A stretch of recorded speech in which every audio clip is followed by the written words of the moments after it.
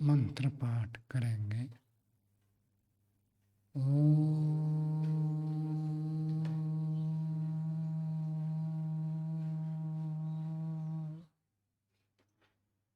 सहना भवतु सहनौ भुनक्तु सह वीर्यं करवावहै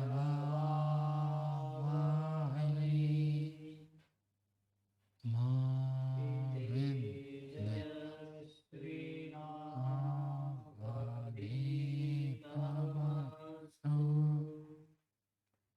मा विद्विषावहै।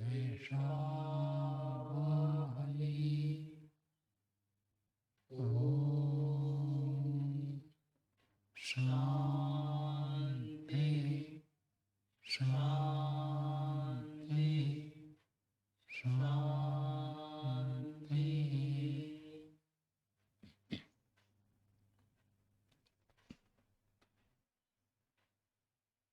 ज्ञान दर्शन की 130वीं कक्षा है। ज्ञान दर्शन में तृतीय अध्याय का द्वितीय अन्य पढ़ रहे हैं। उसमें 33वें सूत्र तक हो गया था।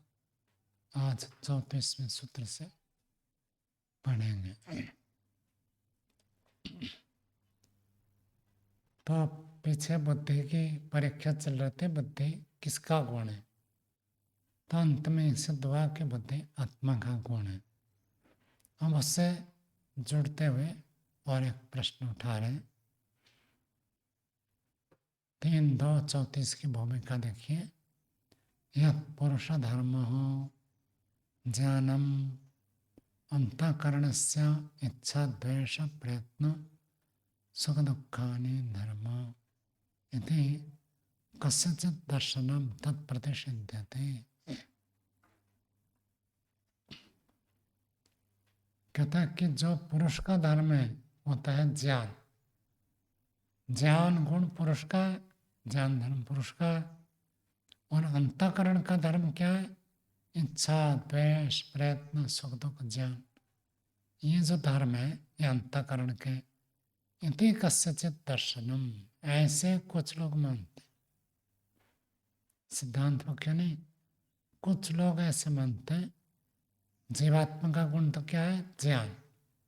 और बाकी जो गुण रह गए इच्छा द्वेष प्रयत्न सुख दुख, ये सब अंतःकरण का धर्म है।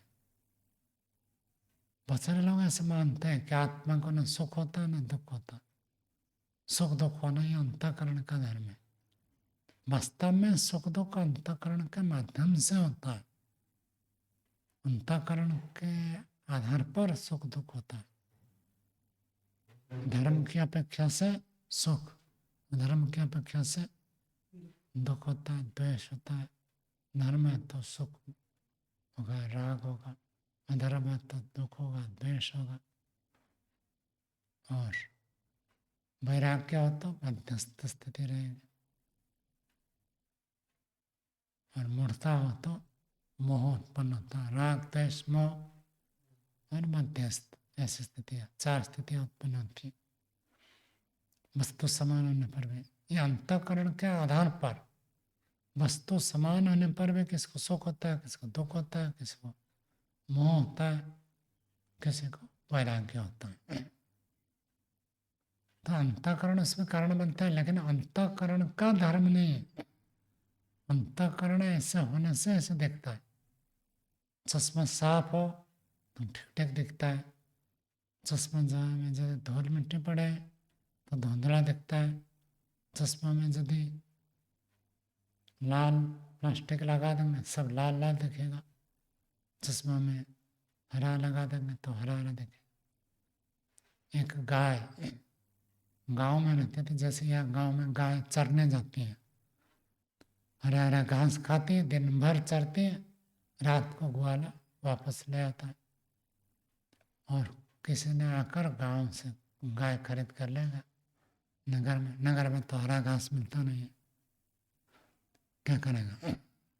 सारा जो बाजार में दुकान में जो मिलता है, क्या कहते हैं उसको, गो खाद्य, कुटे हुए मिलता है ना, सूखे सूखे भूसा आदि जो मिलता है, वही सब दुकान से खरीद कर लाना खाने के लिए। तो गांव में लगाए क्या अभ्यास था? हरा हरा खाना। नगर में गया तो सब सूखा रूखा मिला, तो वो मुंह मारा ही नहीं उसमें। हाँ हाँ, तो उन चीज़ों को उन्होंने खाया ही नहीं। तो गया डॉक्टर के पास, पशु डॉक्टर के पास, नहीं एक साधु के पास गया कि कुछ हो गया गाय को, गांव में तो ठीक ठाक खा रही थी, अब नगर में खा नहीं रही कुछ। तो साधु ने समझ गया, तो कहा उसके आंखों के सामने एक हरे रंग का प्लास्टिक लगा दो, तो उसको सब अच्छे से हरा हरा दिखेगा, तो हरा हरा दिखेगा तो खाने लग गया। तो ये ठीक है, चश्मा हरा है तो हरा दिखेगा, लेकिन चश्मा दिखता है ये तो नहीं कह सकते ना। हरे चश्मा के कारण से हरा दिखता है ये तो ठीक है, लेकिन चश्मा देखने वाला ये तो तब भी नहीं कह सकते। तो कोई व्यक्ति ऐसा मानता है कि अंतःकरण का धर्म है। क्या धर्म है? इच्छा, द्वेष, प्रयत्न, सुख दुख। हरा दिखे तो इच्छा होती है, तो इच्छा जो हुई है वो चश्मा को नहीं होती है इच्छा। तो कोई व्यक्ति ऐसा मानता कस्यचित दर्शनम तत्प्रतिषिध्यते, उसका प्रतिषेध करते हैं। गौतम आचार्य यहाँ पर प्रतिषेध करते हैं। 34वें सूत्र सिद्धांत लिखा है, सूत्र बोलिए, जस्य इच्छा द्वेष निमित्तत्वात् आरंभ निवृत्त्यो,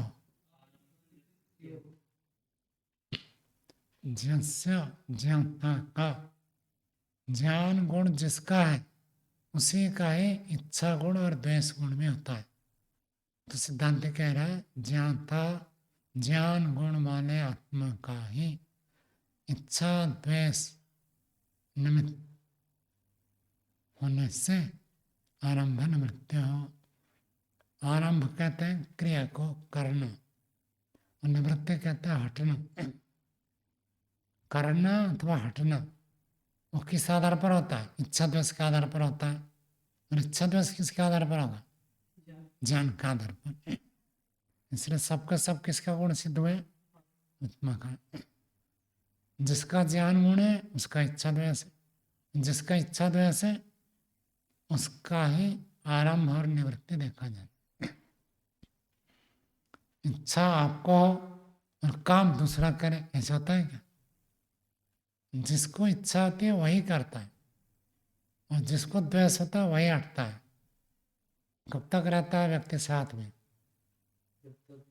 द्वेष न हो, द्वेष होने से हट जाता है।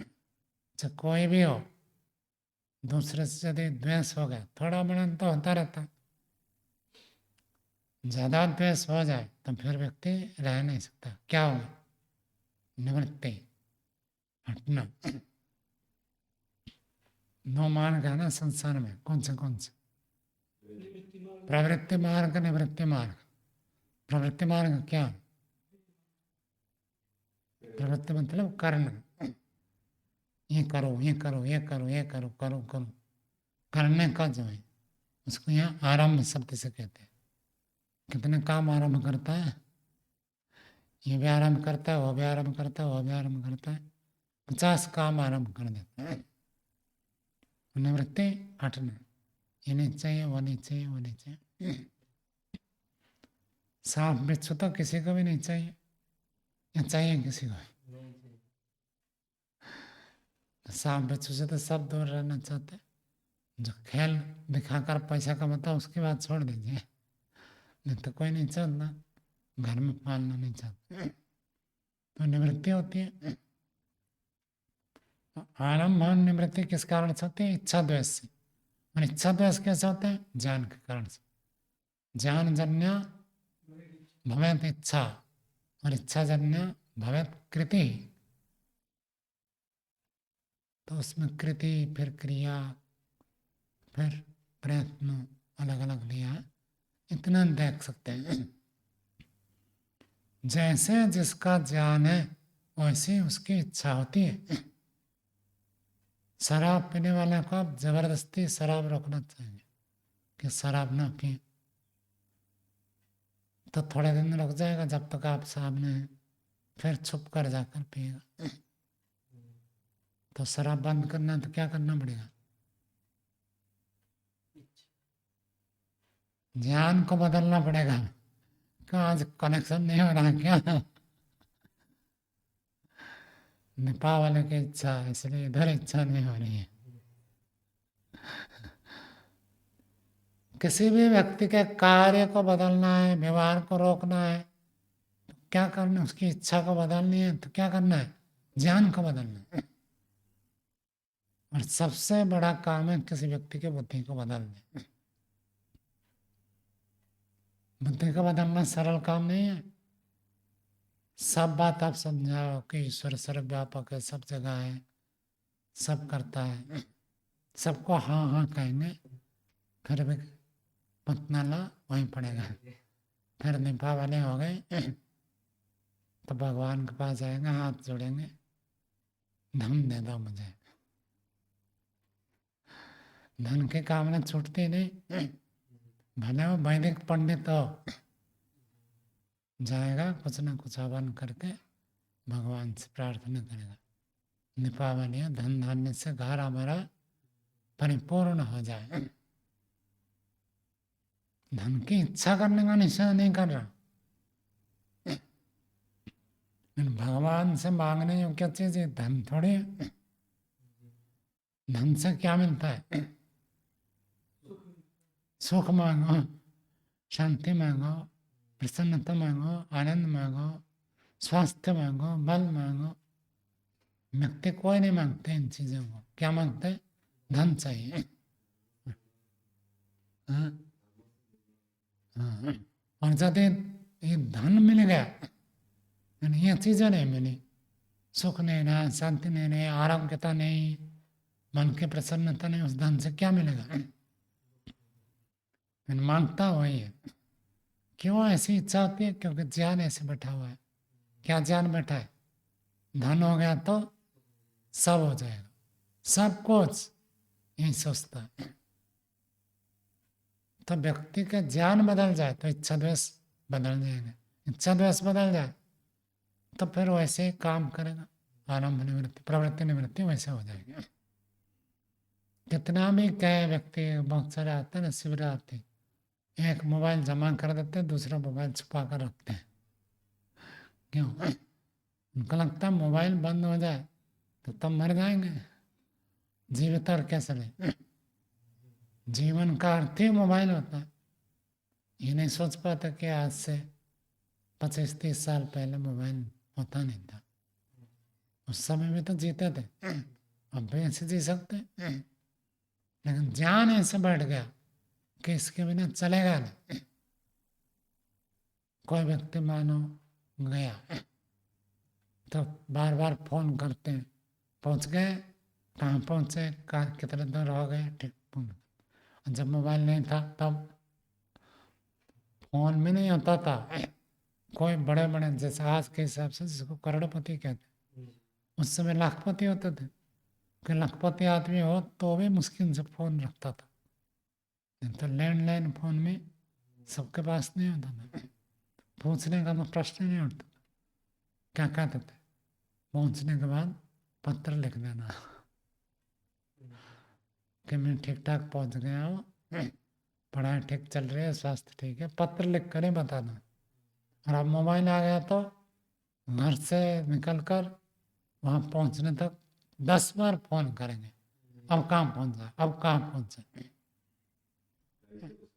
ऐसे लाइव लोकेशन चलता रहता है कि आप वहाँ तक पहुँच गए, यहाँ पहुँच गए, यहाँ पहुँच गए। साधन की सुविधा लेनी है, लेकिन जब आपत्ति हो तब तो ठीक है, भाई कोई बाधा ना हो, कुछ ना हो, इतना ठीक है। नहीं, एकदम से उसके पीछे डूबे जाना, क्यों ऐसा होता है? ज्ञान ऐसे बैठा हुआ है, जैसे ज्ञान वैसी इच्छा होती है, और इच्छा हुई तो फिर तो प्रवृत्ति होगी। प्रवृत्ति को रोकना है तो इच्छा को रोकना है, इच्छा को रोकनी है तो ज्ञान को रोकना है, ज्ञान को बदलना है। तो सिद्धांत का कहना है सब, चाहे ज्ञान हो, इच्छा, द्वेष हो, ये सब एक ही आत्मा का ही धर्म है, अलग अलग धर्म नहीं है। अयम खलो जानाति तावत इदम में सुख साधनम इदम में दुख साधनम इति। अयम, ये आत्मा, खलो जानाति, जानती है, क्या? तावत, जहाँ तक हो, ये मेरे सुख के साधन, ये मेरे दुख के साधन, सबको पता रहता है। ये सुख का साधन है और ये दुख का साधन है। बिजली के तार को कोई जाकर छूता नहीं है, पता चलता क्या दुख का साधन है। और बिजली से पंखा, लाइट, कूलर, एसी सब चलाते, पता चलता है क्या सुख का साधन। नंगे हाथ से छुएंगे तो दुख का साधन बन जाएगा बिजली, और उसी बिजली को अलग अलग उपकरण में लगाएंगे तो सुख का साधन है। इतनी बात तो सब जानते हैं। और जानतम स्वस्य सुख साधनम आप्तुम इच्छति। जानतम सुख साधनम, जाने हुए सुख साधन को प्राप्त करना चाहता है। पता चल गया ये सुख का साधन है तो व्यक्ति चाहेगा। पता चल गया कि न्याय दर्शन पढ़ने से सुख मिलेगा तो छोड़ेगा कैसे? छोड़ नहीं सकता। और दुख साधनम हाथों में इच्छते, दुख का साधन जो है वो छोड़ना चाहता है। दुख का साधन क्या लेंगे बताओ? जैसे मत्सरा एक दो बता दो। स्वामी जी की गर्मी में ठंडी लगना, वो गर्मी में गर्मी लगना और ठंडी ना लगना, तो इसी दुख का साधन हो जाता है। गर्मी में अधिक गर्मी, प्रतिकूल तापमान, तो ये दुख के साधन है। तो सुख के साधन को प्राप्त करना चाहता है और दुख के साधन को छोड़ना चाहता है। बच्चे खिलौने से खेलते हैं, बड़े हो जाने के बाद खिलौने में मजा नहीं आता। क्यों मजा नहीं आता? बड़े खिलौने में जब उसमें कुछ नहीं ऐसा लगता नहीं है। जो चीज लगता नहीं नया तो उसमें उत्साह, उत्सुकता बनी रहती है। जानो, प्राप्त करो, सोचो। जिसमें लगता है इसमें तो कुछ भी नहीं है, कुछ खास नहीं है, तो व्यक्ति उसके लिए उत्सुक नहीं रहता, प्राप्त करना नहीं चाहता। खिलौने में मजा नहीं आता है। छोटे बच्चों को बड़ा मजा आता है, उत्सुकता बनी रहती है, क्योंकि उसके लिए वही बड़ी बात है, उनमें रहता है। तो दुख का साधन है तो छोड़ना चाहता है। प्राप्ति इच्छा प्रयुक्त अस्य सुख साधन अवाप्त समीह विशेष आरंभ। सूत्र में शब्द पड़ा आरंभ। आरंभ का अर्थ क्या होता है? क्रिया, करना, किसी चीज को अनुष्ठित करना, उसको कहते हैं आरंभ। स्टार्ट को भी आरंभ कहते हैं। स्टार्ट में क्या होता है? क्रिया करना प्रारंभ होता है, शुरू हो जाता है, तो इसलिए वहां पर क्रिया चल पड़े, इसलिए उसको भी आरंभ कहते हैं।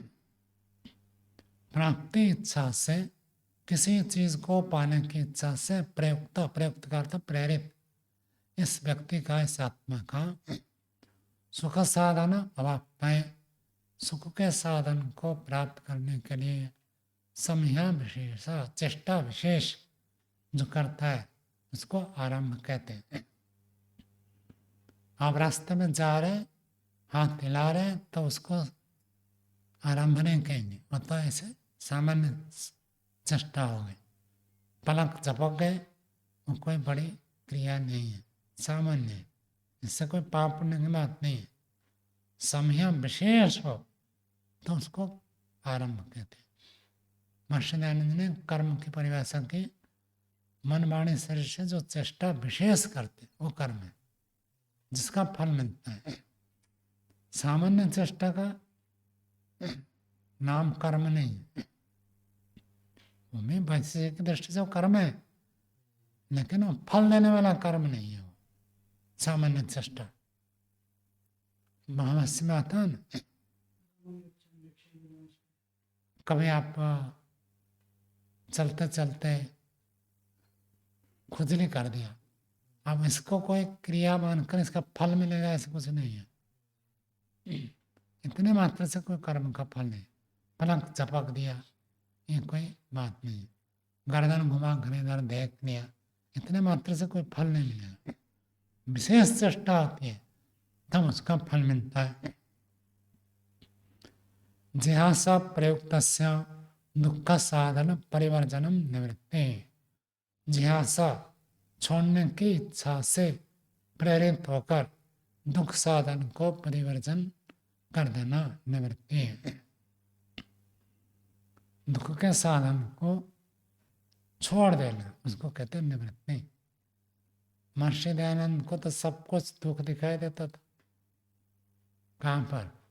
अपने घर में। आपकी जितनी उम्र थी भाई उनकी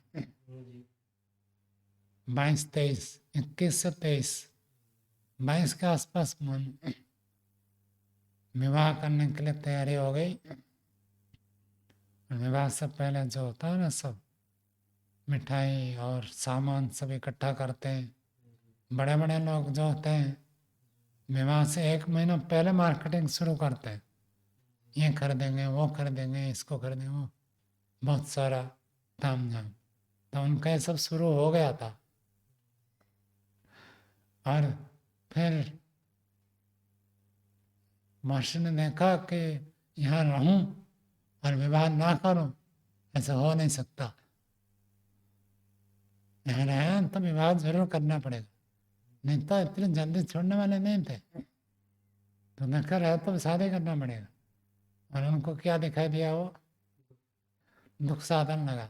यदि मैंने विवाह कर लिया तो जीवन में जब मैं अमरत्व को प्राप्त करना चाहता हूँ वो अमरत्व प्राप्त नहीं होगा। एक तो ये था अमरत्व प्राप्त करना, और दूसरा क्या था? सच्चे शिव की प्राप्ति करना। वहां तो सच्चे शिव मिले नहीं, तो सत्य शिव को प्राप्त करना एक, और अमरत्व को प्राप्त करना, मृत्यु से बचना, दो ही तो लक्ष्य था उनका। घर छोड़ने से पहले कहा देखा यदि मैं विवाह कर लूंगा तो ये दो तो प्राप्त नहीं कर सकता, और यही दो उनके उद्देश्य थे। तो उनको लगा कि विवाह करना बराबर दुख को मोल लेना है। इतना नीचे मत जाओ। तो विवाह कर लिया मतलब दुख को मोल लेना। मोल लेना समझते ना क्या? दुख को अपने पास बुला लेना, खरीद कर लेना। जैसे पैसा देकर किस चीज को खरीदते तो मोल लेना उसको कहते हैं। विवाह कर लिया मतलब दुख को खरीदना। ऐसा लगा कहने में छोड़ो। और घर में कोई कमी नहीं थी, और माता पिता का प्यार भी कम नहीं था। माता पिता बहुत प्रेम भी करते थे, संपत्ति की भी कमी नहीं थी, किसी चीज की कमी नहीं थी। लेकिन उनको लगा कि दुख को मोल लेना तो दुख साधन है, तो छोड़ो। और एक बार छोड़ दिया तो फिर गए ही नहीं। छोड़ दिया तो छोड़ दिया, छोड़ दिया बस चला गया। वापस लौट कर गए गए फिर गए, कभी लौट कर न आए। गीते उनके बारे में एक बार में घर लौट कर नहीं आए। पिताजी मैंने गए था अलग बात है, लेकिन वो लौट कर नहीं आए। बस श्रेय मार्ग में चल रहा था, चल पड़ो। फिर जिनको छोड़ा है फिर उसके पीछे क्यों जाना है? छोड़े को फिर प्राप्त करना है। क्या कहा जाता है? हाँ, स्वांत यथा स्वांता बने ही। मैं जब आप उल्टी कर दी तो त्याज्य हो गया, छोड़ दिया, बस छोड़ दो। दुख मान करें तो छोड़ा है आपने। यदि सुख होता तो छोड़कर थोड़ी आते। तो दुख मानकर छोड़ा, फिर वहां सुख मानकर जाना, ये कौन सी बात है? तो दुखों के साधन को छोड़ दिया तो छोड़ दिया, फिर उसको प्राप्त नहीं करना। तो दुख साधना परिवर्जनम निवृत्ति, उसको छोड़ देना निवृत्ति। स्वामी दयानंद जी निवृत्ति मार्ग के साधक थे, सब कुछ छोड़ दिया। जब फिर उनको चरम उपलब्धि हुई, फिर परोपकार के लिए काम किया, फिर तब पूर्ण प्रवृत्त हो गए। बहुत सारे लोग कहते देखो स्वामी दयानंद जी ने ये किया, हम भी करते। वो प्रचार करते थे, हम प्रचार करते हैं। वो खंडन मंडन करते थे, हम करते हैं। वो शास्त्रार्थ करते थे, हम शास्त्रार्थ करते हैं।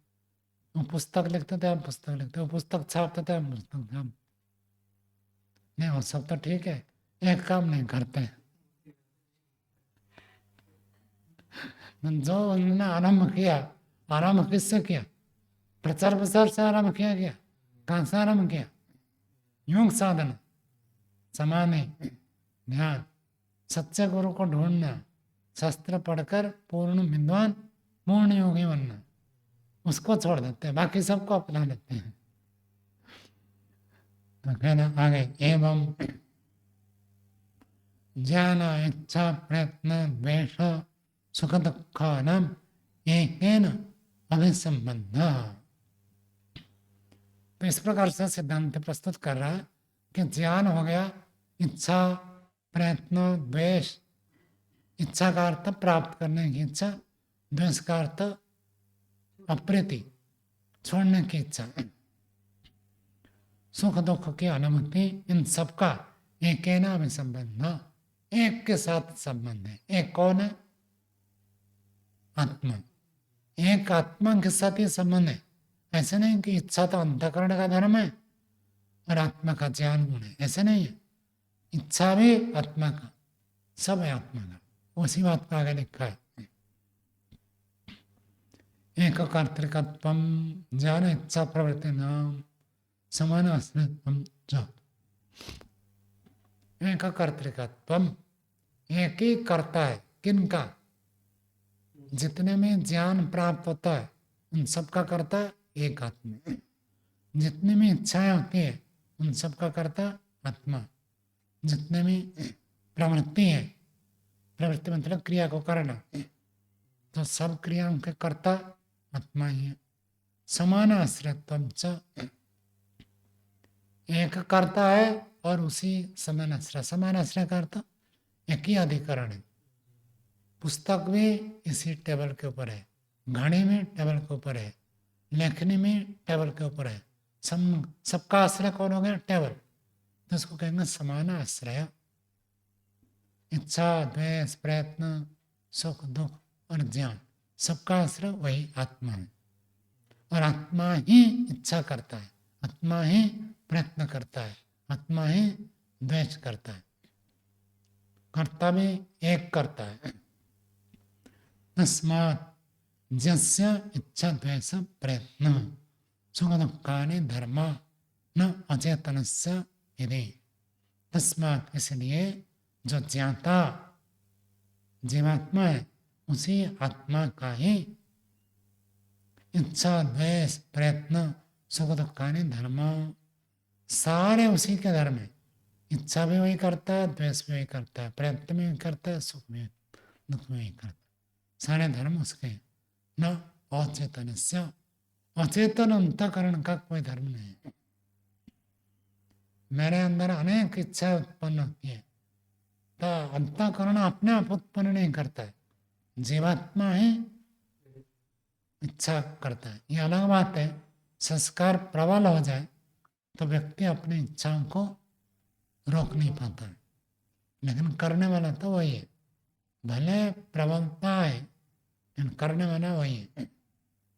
और मेघ जब प्रबल होता है तब रोक नहीं सकते, बाद में तो रोक सकता है, उसी समय रोक नहीं पाएगा। यदि संस्कार प्रबल है, तीव्र है, तो प्रवाह आया, हवा का झोंका आया, तब तो गिरेगा ही गिरेगा। लेकिन गिर कर ही रह जाना नहीं, फिर उठकर खड़ा हो सकता है। गिर जाना दोष नहीं है, गिरे हुए पड़ा रहना दोष है। गिर गया तो कोई बात नहीं, फिर उठो, फिर चल पड़ो। आगे आरंभ निवृत्त्योश्च प्रत्यक आत्मनि दृष्टत्वात् परत्र अनुमानम वेदितव्यम इति। आरंभ और निवृत्ति किसी चीज को प्राप्त करने के लिए करना आरंभ है और किसी से हटना निवृत्ति है। तो करना और हटना इन दोनों प्रत्येक आत्मा ने हर आत्मा में देखे जाने से परत्र अनुमानम दूसरे में भी ऐसे ही अनुमान करना चाहिए, जानना चाहिए। हर एक आत्मा कहीं प्रवृत्त होता है तो कहीं निवृत्त होता है।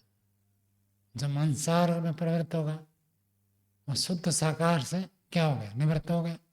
शुद्ध साकार तो नहीं रहेगा ना, और जो शुद्ध साकार करता है वो मांसाहार से निवृत्त हो गया। तो एक में प्रवृत्त होगा तो उसके विपरीत से निवृत्त तो होगा ही होगा। एक करेंगे तो उसके विपरीत से हटेंगे, हटना ही पड़ेगा। एक तरफ प्रकाश है, एक तरफ अंधकार है। प्रकाश में जाएंगे तो अंधकार से हटना पड़ेगा, अंधकार में जाएंगे तो प्रकाश से हटना पड़ेगा। दोनों एक साथ में प्रकाश में भी रहो अंधकार में भी रहो, हो नहीं सकता। प्रवृत्ति निवृत्ति दोनों एक साथ नहीं हो सकता। तो इसलिए एक में प्रवृत्त होना है तो बाकी से तो हटना ही पड़ेगा। श्रेय मार्ग हो तो प्रेय मार्ग को छोड़ना ही पड़ेगा। कठोपनिषद में कहा श्रेय और प्रेय विपरीत, दो विपरीत दिशा है, एक पूर्व की ओर एक पश्चिम की ओर। आप कहेंगे मैं श्रेय को भी प्राप्त कर लो प्रेय को भी प्राप्त कर लो, ऐसे कैसे? श्रेय प्रेय को दूसरे शब्द से कहे तो अवसरवाद आदर्शवाद। आदर्श बनना है तो अवसरवादी नहीं बन सकते। अवसर का लाभ उठाना चाहते हैं तो आदर्श जीवन नहीं रहेगा। जहाँ जैसा अवसर मिलेगा वैसे बन जाएंगे। तो एक में आरंभ एक में निवृत्ति होती है। ये हर आत्मा में आप देख सकते हैं। ऐसे अपने में देखकर दूसरे में अनुमान कर सकते। यहाँ भी आरंभ है निवृत्ति है। हाँ, प्रत्येक आत्मा का विपरीत हो गया परत्र आत्मा।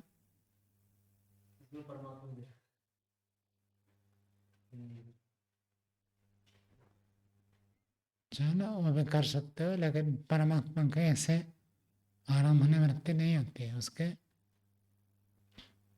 स्वभाव है कि ज्ञान मन क्रिया च ईश्वर का ज्ञान, ईश्वर का बल और ईश्वर की क्रिया सब स्वाभाविक होते हैं।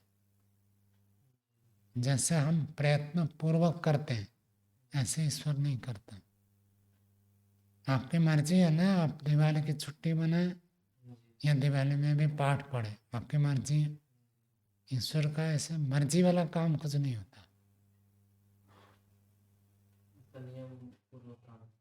सब स्वाभाविक ही होता है, अस्वाभाविक कुछ नहीं होता। ये भी तो स्वाभाविक गुण आत्मा की इच्छा द्वेष प्रयत्न। निमित्त की इच्छा में होती है। हाँ, निमित्त भी होती है। स्वाभाविक की इच्छा तो यह है कि मैं सुख को प्राप्त करूं, दुख ना मिले। दुख से हटना या द्वेष स्वाभाविक है। सुख को प्राप्त करना ये इच्छा गुण है, ये स्वाभाविक है। यानी मैं खीर खाकर सुखी हूँ, ये स्वाभाविक इच्छा नहीं है।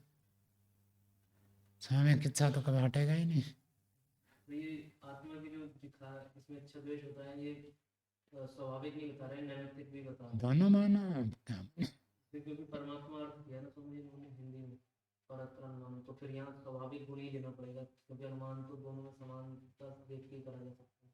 कोई बात नहीं, परत्र का अर्थ परमात्मा ऐसे कह सकते हैं, लेकिन एक आत्मा में अपने आत्मा में देखकर दूसरे में अनुमान कर सकते।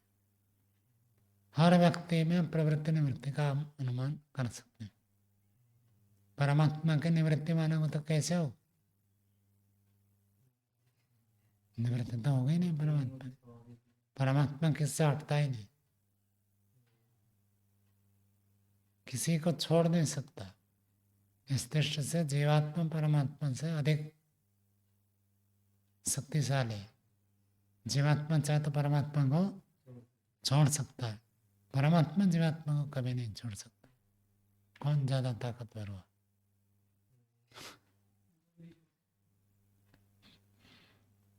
जब आत्मा से छोड़ सकता ना, मैं ना हम तृणम मन्ये ना हम मुसम मन्ये, मैं किसी ईश्वर को नहीं मानता हूँ।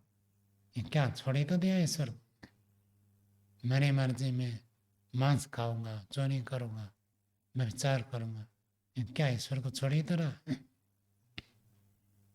ईश्वर ऐसा नहीं कर सकता, जाओ मैं तुझे कर्म फल नहीं देता हूँ, ऐसा नहीं कह सकता। कर्म फल भी देगा, फिर मनुष्य जन्म देगा, सारा कर्म फल भोगेगा, भोगने के बाद फिर मनुष्य जन्म देगा। ये नहीं कहेगा तूने मनुष्य बनकर इतना पाप किया, तुझे और मनुष्य जन्म नहीं देता हूँ, ऐसा नहीं होगा। चलो यहाँ तक बात हो गई। आगे कहते हैं अत्र भूत चैतन्य का आह, भूत चैतन्य का, भूतों में ही जो चेतना मानता है वो व्यक्ति ऐसे कह रहा है। तो क्या कह रहा है? 35वां सूत्र बोलिए, पूर्व पक्षी का सूत्र है, तत्लिंगत्वात् इच्छा द्वेषयोः पार्थिवादिषु अप्रतिषेधः। तत्लिंगत्वात्, तया लिंगत्वात्, इच्छा विषय, इच्छा और द्वेष जो है उन दोनों का लक्षण है। किन दोनों का लक्षण है?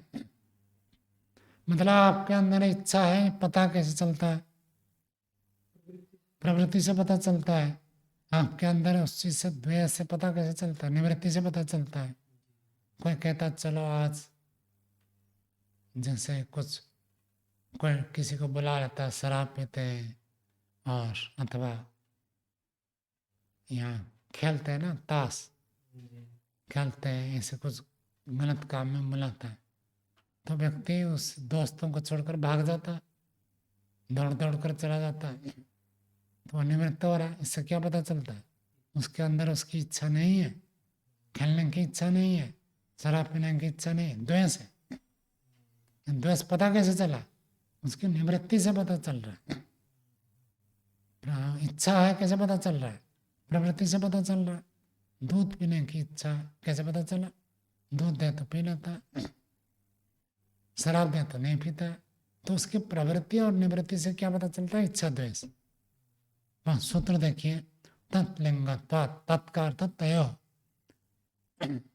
प्रवृत्ति और निवृत्ति का लक्षण, प्रवृत्ति निवृत्ति लक्षण वाला होने से इच्छा द्वेष है। इच्छा द्वेष कैसे होते हैं? प्रवृत्ति निवृत्ति लक्षण वाले होते हैं। तत्लिंगत्वात् इच्छा द्वेष हो, इच्छा और द्वेष प्रवृत्ति निवृत्ति लिंग वाला होने से पार्थिवादिषु अप्रतिषेधः, पार्थिवादि द्रव्यों में इच्छा द्वेष का निषेध नहीं कर सकते। पूर्वपक्षी है ना, पूर्वपक्षी कह रहा है पृथ्वी भूत है, तो भूत में ही क्या है? इच्छा है, द्वेष है। भूतों के अंदर ही इच्छा द्वेष है। क्यों? क्योंकि प्रवृत्ति निवृत्ति हो रही है। आप यहाँ से चलकर यज्ञशाला जाएंगे, यज्ञशाला से चलकर कक्षा तक आए, यहाँ जो चलकर आप आए, तो इससे क्या पता चलता है? आपके अंदर इच्छा है। तो धरती चल रही है तो उसके अंदर इच्छा है या नहीं? हाथ उठ रहा है, हाथ किससे बना है? 5 भूतों, पृथ्वी आदि भूतों से। तो इसका मतलब हाथ में इच्छा प्रवृत्ति हो रही है, तो मतलब हाथ में इच्छा है, और हाथ बना भूतों से, तो भूतों में इच्छा द्वेष है। भूतों में प्रवृत्ति निवृत्ति हो रही है, इसका मतलब वहाँ इच्छा द्वेष है। पीछे भूमिका का याद रखना चाहिए। 34वें सूत्र की भूमिका क्या बनाया था? ज्ञान गुण किसका है? आत्मा का। और इच्छा द्वेष प्रयत्न आदि किसका है? अंतःकरण का। अंतःकरण को अन्य तत्व जो है उनका है ये गुण, ऐसे प्रस्तुत कर रहा है। सिद्धांत ने कहा सब आत्मा का है, तो कहता नहीं सब आत्मा का नहीं। पार्थिव आदि में ये मानना पड़ेगा, अप्रतिषेध, प्रतिषेध नहीं कर सकते।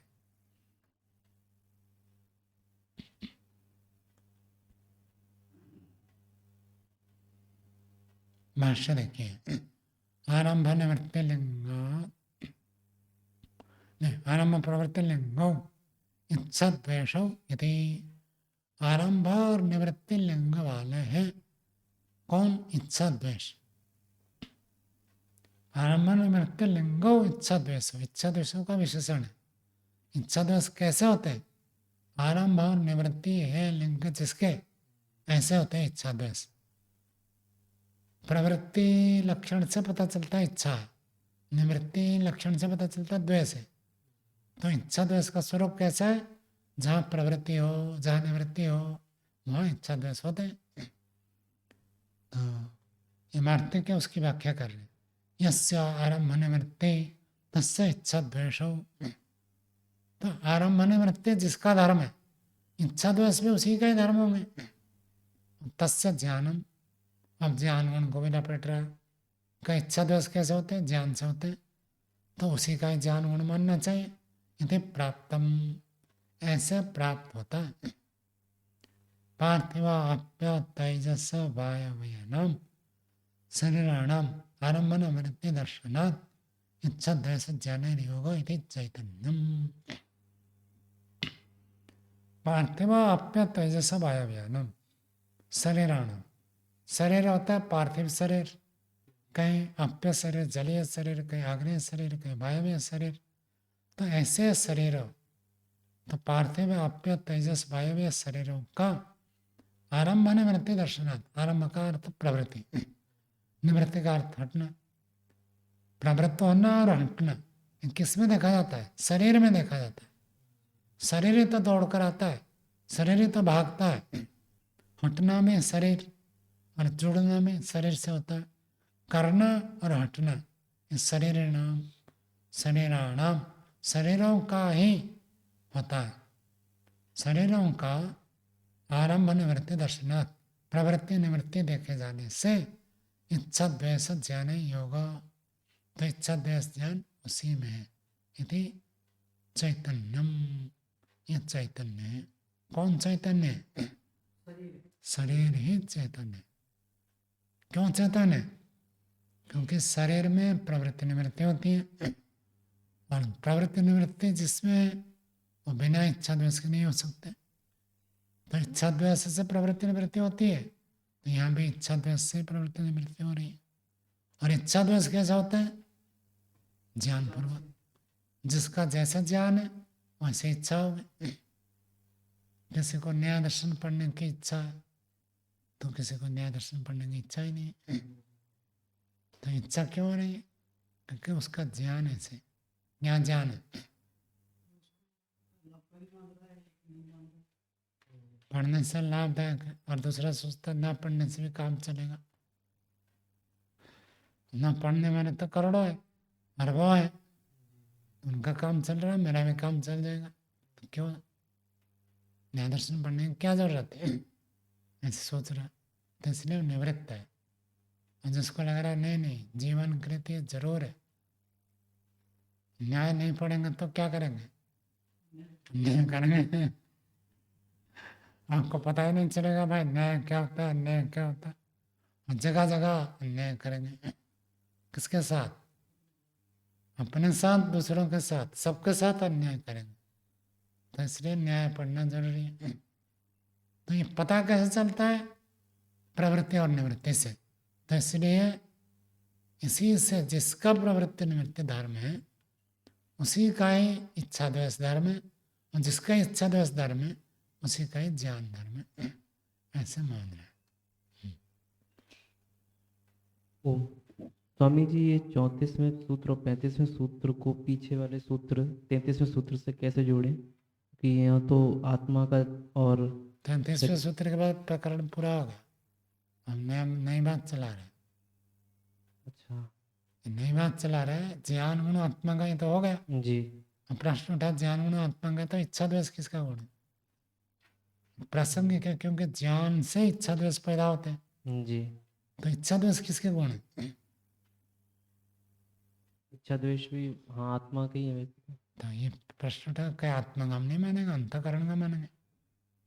आत्मा तो सब बराबर है, सबके बराबर इच्छा नहीं होती है। जी। ऐसे प्रश्न उठ सकता है ना। जी। सब आत्माएं बराबर है, फिर सबकी इच्छा तो एक जैसे नहीं। तो इसका मतलब आत्मा के गुण नहीं है इच्छा। और ये जो 35वें सूत्र में शरीर को बताया है कि चेतन, उसने पूर्व पक्षी ने, तो इसका तो खंडन पीछे हो चुका था, फिर पूर्व पक्षी ऐसे क्यों उठा रहा है कि चैतन्य हो जाएगा शरीर? उसका तो शरीर को तो अचेतन हम पीछे सिद्ध करके आए थे, फिर भी उठा रहा है ये तो। मैं राहुल कला गया था ना, जी राहुल कला वाले आते समय कुछ रुपए नहीं। मैंने कहा अभी तो पीछे में आपने दिया था रुपए, अभी फिर क्यों दे रहे? तो विचित्र जी बोलने लगे, पीछे हमने दिया था अभी दे रहे और आगे भी हम देंगे। जी तो बोलो आप क्या करोगे? वो जी कह रहा हम तो देंगे। तो पीछे हो गया, तो अभी पीछे बता दिया था कि भूतों का धर्म नहीं है, जी। अब फिर बता रहे और आगे फिर बताएंगे, इसलिए मैं कह रहा हूँ। अच्छा जी ठीक है। चौथे अध्याय में फिर सब नास्तिकों की चर्चा होगी, जी जितने प्रकार नास्तिक है सबकी चर्चा हुआ, फिर ये बात आई भूत चेतन। तो एक बात एक बार बता दी है तो ऐसे नहीं है। पहले तो आपने कई बार खीर खा चुके, आज फिर खीर खाई है नहीं, जी तो ये थोड़े कह सकते पीछे खा चुका हूं, फिर क्यों खाना? जी पीछे जाने फिर भी ऐसे लगता है ना। सबसे बड़ी अविद्या क्या है? शरीर को ही चेतन मानता है व्यक्ति, हाँ शरीर से अपने आप को अलग कभी अनुभव ही नहीं कर पाता, जी तो उसी को तो बार बार बताना पड़ेगा शरीर चेतन नहीं है, आप चेतन अलग हो। जी ठीक, धन्यवाद। तो इसी को बार बार बताएंगे और भी बताएंगे।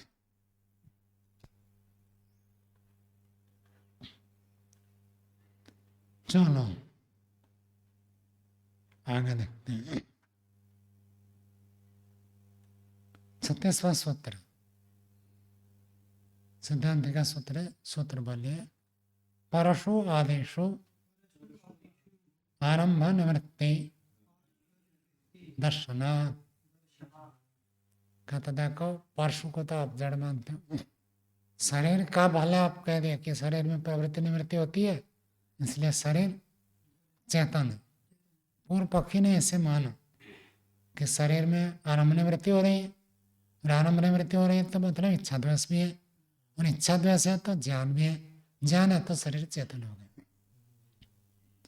सिद्धांत कह रहा है परशु आदि, परशु कहते कुलाड़ा, कुलाड़ा में भी तो आरंभ निवृत्ति देखा जाता है। कुलाड़ा उठाकर जब काटते हैं, कुलाड़ा जाकर लकड़ी से संपर्क हुआ, ये क्या है? प्रवृत्ति आरंभ। और जब कुलाड़े को हटा देते हैं तो निवृत्ति, कुलाड़े की भी प्रवृत्ति हो रही है, कुलाड़े की भी निवृत्ति हो रही है। तो जिस जिसकी प्रवृत्ति निवृत्ति होती है उसमें इच्छा द्वेष को। एक पत्थर उठाकर आपने वो फेंका, पत्थर ऊपर जा रहा तो क्या है? प्रवृत्ति, फिर ऊपर से नीचे गिरेगा, निवृत्ति। तो क्या पत्थर में भी मानोगे आप इच्छा द्वेष है? ऐसे 50 चीज है। तो परशु आदि कुल्हाड़े आदि पदार्थों में आरंभ निवृत्ति देखे जाने से क्या भाव आएगा?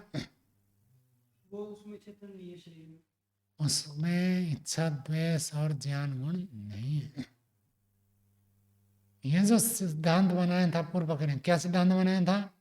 जिसमें प्रवृत्ति निवृत्ति है उसमें इच्छा द्वेष है, जिसमें इच्छा द्वेष है उसमें ज्ञान है। तो कुलाड़ा का तो पूर्व पक्ष भी जड़ मानता है।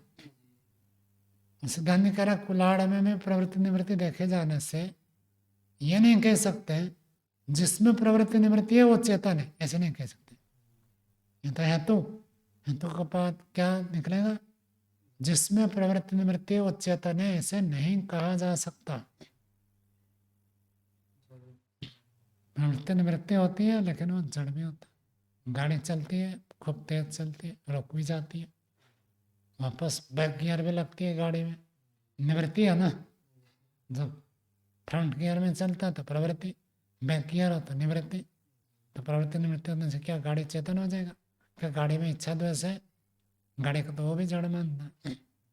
तो सिद्धांति कह रहा है प्रवृत्ति निवृत्ति हो तो उसमें इच्छा द्वेष हो जाएगा, ज्ञान हो जाएगा, चेतन हो जाएगा, ऐसी बात नहीं है।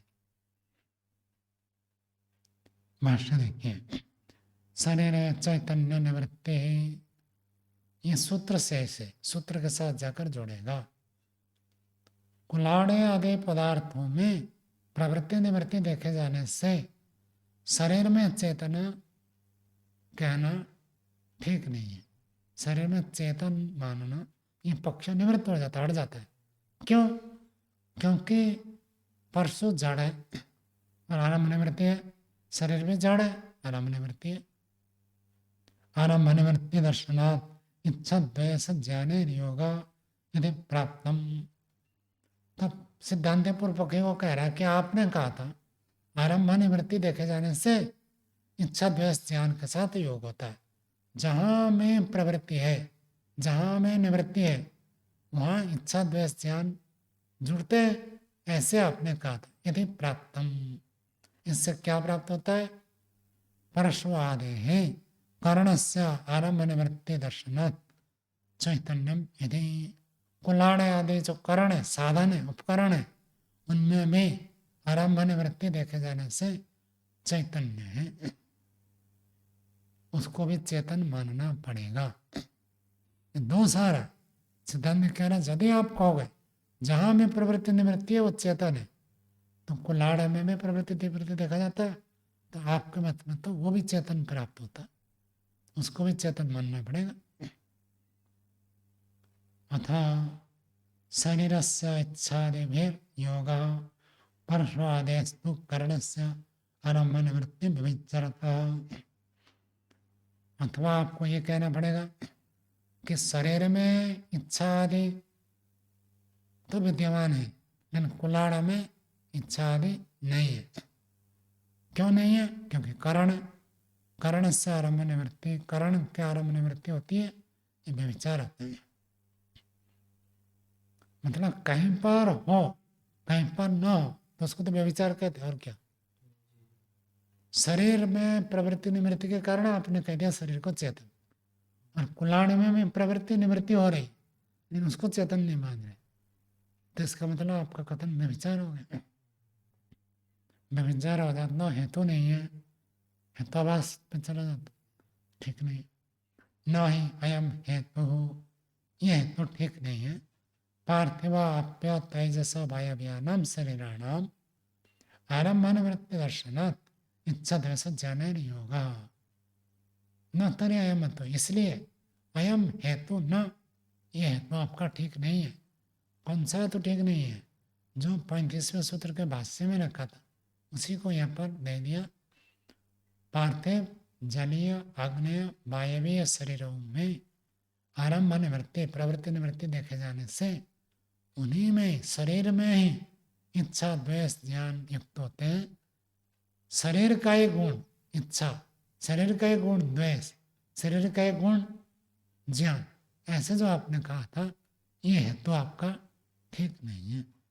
क्यों ठीक नहीं है? व्यभिचार देखिए, यदि आपके कथन में आपके हेतु में कोई व्यभिचार हो गया, अपवाद आ गया, तो हेतु ठीक नहीं है। समझ में आया? यदि हेतु में एक भी गलती हो गई, एक भी उसका प्रतिदृष्टांत मिल गया, तो हेतु खंडित हो जाता है। कोई भी आप प्रस्तुत करते हैं, देखो जो सन्यासी होते हैं वो विवाह नहीं करते, सामान्य रूप से तो ठीक है, लेकिन कभी कभी कुछ व्यक्ति ऐसे सन्यास ले लेते हैं और उनका विवेक वैराग्य होता नहीं, फिर बाद में आकर गृहस्थ बन जाते, तो ये बात क्या हो गई? खंडित हो गई। सन्यासी जो होते हैं सत्य ही बोलते हैं, ये बात लगेगा नहीं। कई लोग झूठ भी बोल देते हैं। नाम धन आप ये कह सकते हैं, वास्तविक सन्यासी का हो तब तो ठीक है, विशेषण जोड़ दिया, सच्चा सन्यासी, सच्चा योगी कभी सन्यास के बाद फिर विवाह नहीं कर सकता। ऐसे मैंने कईयों को देखा है, सन्यासी है, सन्यासी ले चुके हैं, फिर पत्नी है साथ में, तो ऐसे भी होते हैं। तो इसलिए और वेदांत में इसकी चर्चा की है कि जो वहाँ से लौटकर इस काम को करेगा बहुत बड़ा दोष है, उसका फिर प्रायश्चित नहीं है। जिसका प्रायश्चित नहीं है वो क्या होता है? बड़ा पाप। जिसका प्रायश्चित है वो छोटा पाप। गलती हो गई तो माफ हो जाएगा, कुछ प्रायश्चित कर दिया तो हो गया। उसका प्रायश्चित नहीं है, ऐसे बताया, इतना बड़ा दोष है।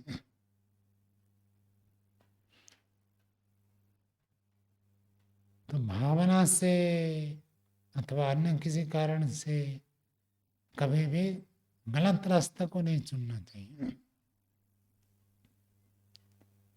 तो व्यभिचार है तो ठीक नहीं है। आगे बता रहे अयम तर्हि अन्य अर्थः तल्लिंगत्वात् इच्छद्वेष पार्थिवादिषु अप्रतिषेधः। ये सूत्र की दूसरी व्याख्या कर रहे हैं। पहली व्याख्या हो गई, तो इस सूत्र की दूसरी व्याख्या हो सकती है अयम तर्हि, ये तो अन्य अर्थ, एक दूसरा अर्थ करते हैं। पृथ्वी आदीनां भूतानां आरम्भस्तावत् त्रसस्थावरशरीरेषु तद् अवयवव्यूहलिङ्गं प्रवृत्तिविशेषः। प्रवृत्ति का अर्थ क्या था? पहला अर्थ में कर्म। प्रवृत्ति का अर्थ किसी कर्म को करना, निवृत्ति का अर्थ हटना, इतना अर्थ था। यहाँ प्रवृत्ति का दूसरा अर्थ बदल रहे हैं। पृथ्वी आदीनां भूतानां, पृथ्वी आदि भूतों का आरंभ, आरंभ का मतलब क्या? त्रस स्थावर शरीरेषु। त्रस, त्रस का अर्थ क्या है? त्रस है उद्वेग, है उद्वेग रहता है। मनुष्य को छोड़कर बाकी सब प्राणी हर समय डरते रहते हैं, भयभीत रहते हैं, इसलिए उनको त्रस कहा जाता है। कीड़े मकोड़े चलते आप छू दो एकदम भागेंगे, एकदम डरेंगे। तो उनको हमेशा डर बना रहता है। तो जो हमेशा डरते रहता है उसको त्रस, त्रस शब्द सुना होगा ना हिंदी में? नहीं, त्रस्त नहीं सुना, त्रस्त सुना हो, त्रस से ही तो बना। तो त्रस शरीर वो होता है अन्य प्राणी। और स्थावर, स्थावर कौन से? पेड़ पौधे। तो भूतानाम आरंभ स्थावत, भूतों का निर्माण क्या होता है? त्रस के रूप में स्थावर शरीरेषु तद अवयव व्यूह लिंगम प्रवृत्ति विशेष, उनके अवयवों के रचना विशेष लक्षण है कि प्रवृत्ति विशेष है। दूसरा अर्थ कर रहे हैं कि भूतों, शरीर हमारा बन गया, शरीर किससे बना है? तो भूतों से।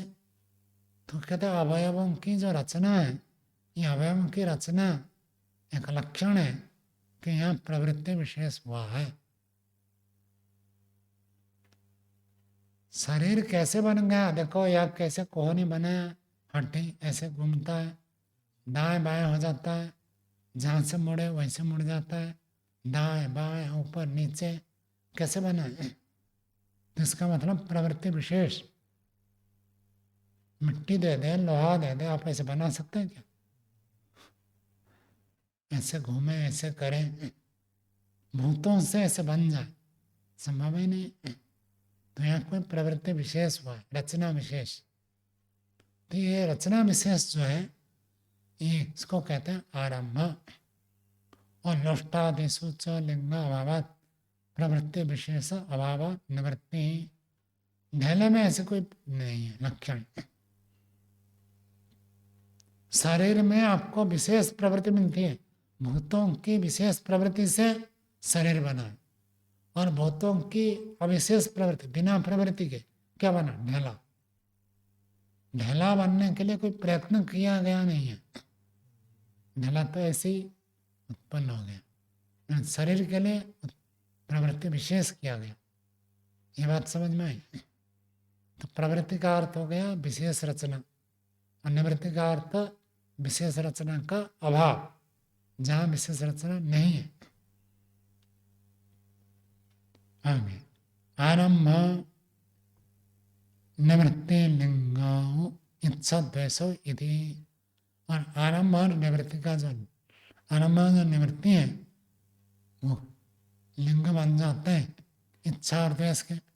आरंभ है तो इच्छा है, निवृत्ति है तो द्वेष है। इति पार्थिवाद्येषु अणुषु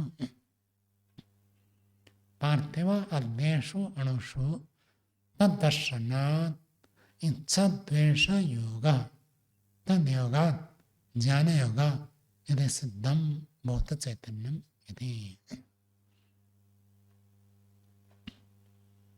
तो ये कहना चाहते हैं कि पूर्व पक्षी ने जो कहा था पार्थिव आदि भूतों में 35वां सूत्र क्या था? पार्थिव आदेशु अप्रतिषेध। ये था ना 35वां सूत्र किसका है? पूर्व पक्षी का है। तो 35वें सूत्र का दूसरी व्याख्या कर दी।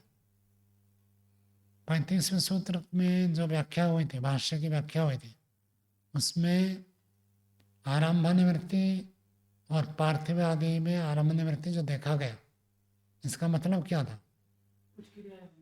पार्थिव आदि भूतों से जो शरीर बने उस शरीर में आरंभ निवृत्ति है। बात समझ में आई? 35वें सूत्र का जो सूत्रार्थ भाष्य किया था, भूत वो है, भूतों से बन गया शरीर। अब आरंभ निवृत्ति किस में देखा जा रहा है? शरीरों में। शरीर में प्रवृत्ति हो रही, शरीर में निवृत्ति हो रही है। अब जो उसकी व्याख्या कर रहे हैं, कहते नहीं, शरीर में आरंभ, यानी शरीर जो बना है वो भूतों में प्रवृत्ति होकर शरीर बना है।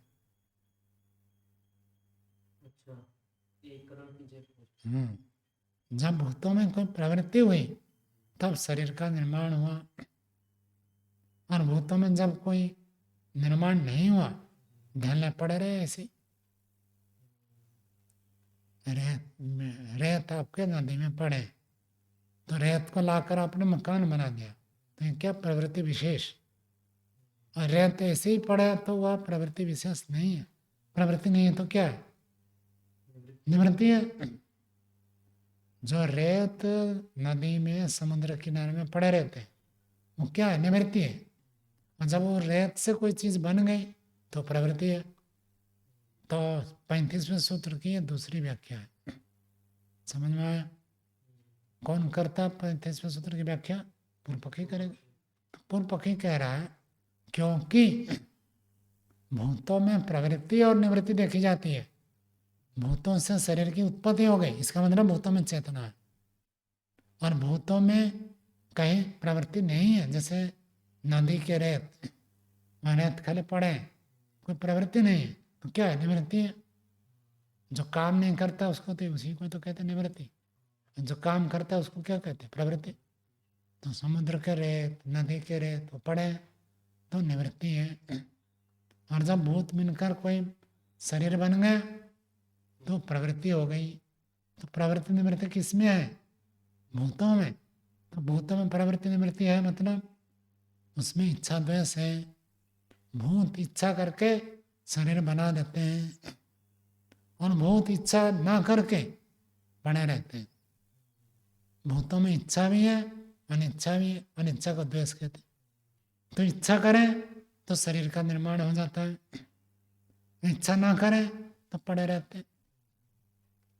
तो इसलिए भूतों में प्रवृत्ति निवृत्ति होने से पता चलता है भूत चैतन्य है। इतनी बात पूर्व पक्षी ने रखा। तो 36वें सूत्र में जैसे परशु आदिशु आरंभ निवृत्ति दर्शनात्, उस 35वें सूत्र की पहले व्याख्या का उत्तर है, ऐसे दूसरी व्याख्या का ये उत्तर है। सूत्र ही मान सकते हैं, वार्तिक भी कह सकते हैं। बोलिए। कुंभादेशो अनुपलब्धे है अहेतु। तो सिद्धांति कह रहा है, सिद्धांति का कथन है, घड़े आदि जो पदार्थ है उनमें तो प्रवृत्ति विशेष आरंभ है, और जो रेत पड़े हुए हैं उसमें कोई प्रवृत्ति विशेष नहीं है, तो वहाँ भी निवृत्ति है। तो इनमें जब आप कहोगे कि प्रवृत्ति विशेष होने से इच्छा द्वेष है, तो घड़े में तो ऐसे कुछ देखने को मिलता नहीं है। शरीर बन गया शरीर में तो हमें फिर हमको इच्छा द्वेष जो आप कह रहे हो मिल रहा है तो भूतों का है ऐसे मान लिया, लेकिन घड़ा जो बना घड़ा में तो ऐसे कुछ उपलब्ध नहीं हो रहा, तो इसलिए कहीं पर उपलब्ध हो कहीं पर उपलब्ध ना हो तो है तो ठीक नहीं है, उसी बात को दोहराएंगे। भाष्य देखिए और स्पष्ट होगा। कुंभादि मृत अवयवानाम विह्वलिंगम प्रवृत्ति विशेष आरंभ। घड़े आदि के जो मिट्टी के अवयव है, मिट्टी के कणों से घड़ा बनता है, वहाँ एक विशेष रचना हुई, वो जो विशेष रचना है वही लिंग बनता है। किसका लिंग बनता है? प्रवृत्ति विशेष लिंग रचना बनता है, लक्षण प्रवृत्ति विशेष वह है आरंभ।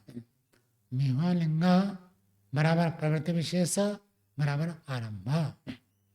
घड़ा बन गया मिट्टी के अवयवों से, वही जो है रचना, पता चलता है कि इसमें कोई ना कोई लिंग है, कोई ना कोई लक्षण है जो कि प्रवृत्ति विशेष को बताता है, और उसी प्रवृत्ति विशेष को आरंभ कहते हैं। सिकता आदेशो प्रवृत्ति विशेष अभाव निवृत्ति। सिकता रेत, रेत है, पड़े हुए हैं, मिट्टी के कण सब पड़े हुए हैं, तो उसमें कोई प्रवृत्ति विशेष नहीं है, तो प्रवृत्ति विशेष का जो अभाव है वह निवृत्ति है। न च मृत सिकता नाम आरंभ निवृत्ति दर्शनात् इच्छा द्वेष प्रयत्न ज्ञान योगा। तो मिट्टी से घड़ा बना और मिट्टी बिना घड़ा बने में पड़े हुए हैं, तो उनमें आरंभ और निवृत्ति देखने से उसमें भी इच्छा द्वेष प्रयत्न ज्ञान युक्त है, ऐसे तो कोई नहीं कहता। शरीर बन गया तो आप कहते हैं कि भूतों में इच्छा है, और वही इच्छा शरीर के अंदर प्रकट हो जाती, तो घड़ा भी तो बना हुआ है, तो घड़े के अंदर क्यों इच्छा प्रकट नहीं हो रही? यदि प्रवृत्ति निवृत्ति भूतों के अंदर, और प्रवृत्ति निवृत्ति के कारण इच्छा द्वेष भूतों के अंदर, और भूतों से शरीर बन गया तब प्रवृत्ति निवृत्ति हो रही, तो घड़ा भी तो भूतों से बना, तो घड़े के अंदर भी प्रवृत्ति निवृत्ति होनी चाहिए। घड़े में प्रवृत्ति मानो और सिकता में निवृत्ति यदि मान रहे हो, तो प्रवृत्ति निवृत्ति से इच्छा द्वेष भी होना चाहिए, लेकिन घड़े में कोई इच्छा द्वेष नहीं मिल रहा। हाँ, जो भी प्रवृत्ति तो हुई,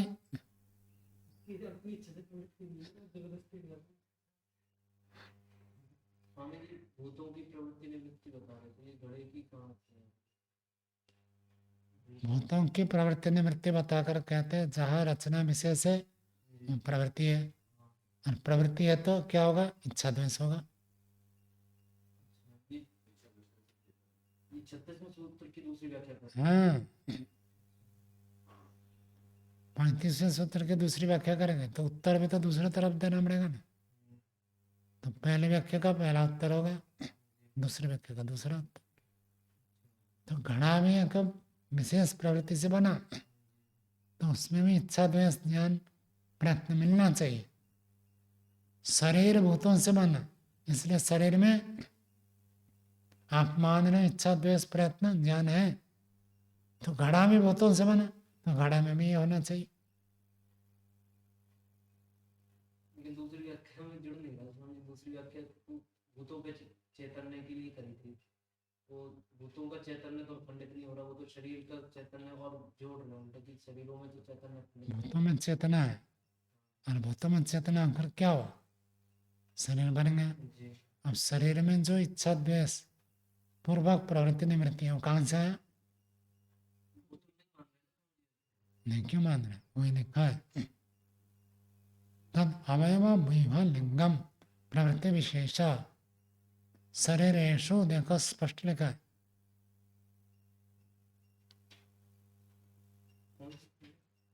36वें सूत्र के दूसरा परिचय,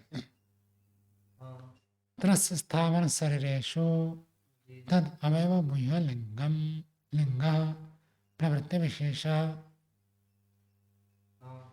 और आरंभ निवृत्ति लिंग इच्छा द्वेष इति पार्थिवादेषु अणुषु तद्दर्शनात् इच्छा द्वेष योगः तद्योगात् च ज्ञान योगः यदि सिद्धम भूत चैतन्यम।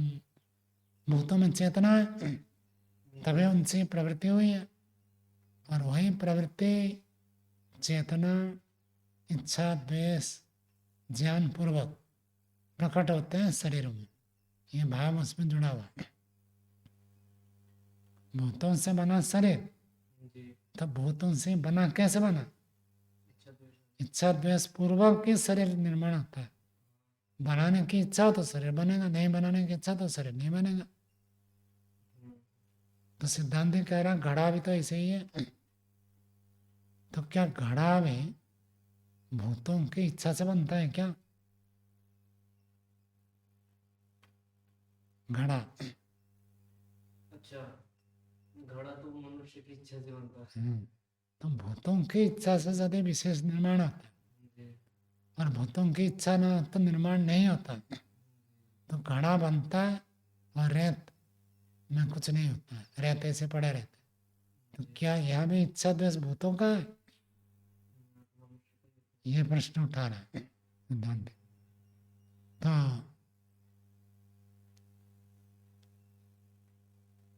तस्मात् इसलिए तत्लिंगत्वात् इच्छा द्वेषयोः इति अहेतु इति, इसलिए तत्लिंगत्वात् प्रवृत्ति निवृत्ति लिंग वाला होने से इच्छा द्वेष का पार्थिव आदि पदार्थों में चेतना का अभाव नहीं कह सकते। ये जो कहा था पूर्व की वो बात गलत है।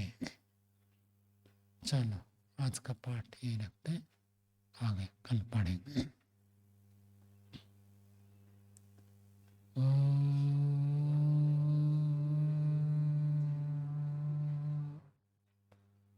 शांति शांति शांति। सर्वेभ्यो